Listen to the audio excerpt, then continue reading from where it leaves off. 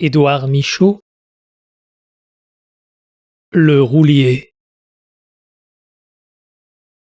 Certes, il dut être bon de s'en aller jadis, franc roulier revêtu de sa blouse très bleue, libre et le savourant, à toute heure et par lieu, charme riant tout dur de mon petit pays. On se levait l'été bien avant l'aube rude, et la botte accrochant le cailloutis des cours, et les chevaux liés, entre les brancards lourds, on partait à travers l'obscure solitude. Puis le soleil montait, lingot éblouissant, et l'aurore effeuillait sur l'eau grise ses roses, et notre homme assistait à l'éveil lent des choses, de l'heure merveilleuse habituelle passant. Puis c'était le matin, tout frémissant d'abeilles, l'aveuglante clarté plus chaude au coin d'ajonc, et ces errants experts à façonner les joncs, qu'on rencontre porteurs de fragiles corbeilles.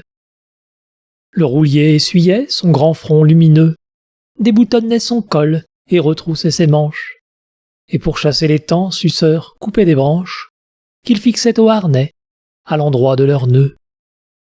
Il traversait des ponts très vieux d'une seule arche, se mirant au cristal de ruisseaux smaragdins, et cinglait l'air parfois de claquements soudains, ou sifflait en rêvant une chanson de marche.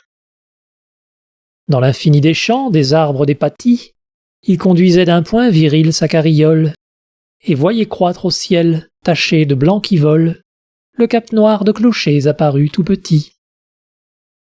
Il abordait un bourg endormi dans ses feuilles, s'arrêtait à l'auberge et repartait gaillard, d'avoir mangé du pain frotté d'ail et de lard, et lampé d'un vin gris qui se boit sans qu'on veuille. Quelquefois fatigué de la route il gagnait l'obscurité d'un chemin creux plein d'ombres vertes, où musait au seuil frais d'une chaumière ouverte, fruste et grise en son cadre éclatant de genêt. Il avait tout ce qui nous enchante et nous berce, l'étang lisse sabré de roseaux sveltelaires, tout embaumé des bois houleux comme la mer, lorsque le vent du sud les frappe avec l'averse. L'abrupt rocher d'Oupan, la ronce, le miroir de la source qui stagne entre deux touffes d'herbe, et le tragique automne où la bise est acerbe, et le douillet hiver fait de blanc et de noir. Il avait la rencontre heureuse à la fontaine de la Vierge qui rit, profil clair, front nimbé, et dans le soir pieux des monts pensifs tombés, la maison du repos ne s'offrant plus lointaine.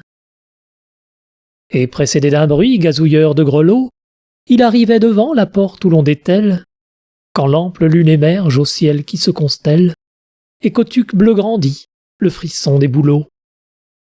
Ivre du beau chemin parcouru le teint rouge, ses deux chevaux, ses compagnons dûment soignés, dans la salle aux rideaux, peints de bouquets fanés, et que hante un tic-tac de balancier qui bouge.